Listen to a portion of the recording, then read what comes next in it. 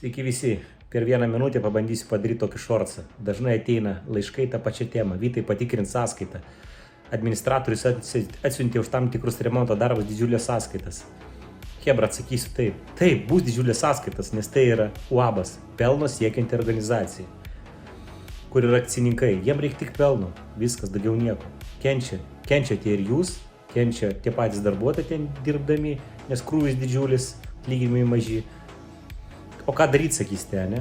O ką? Įsteigti bendryją, išeiti į bendryją, susiras gerą pirmininką ir prisižiūrėti patiems, pasirašyti sutartis su kažkokiais subčikais taip vadinamais.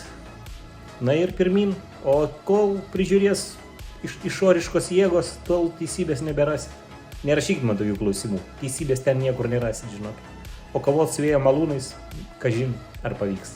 Sėkmės visiems ir geros likusios vasaros. Ate.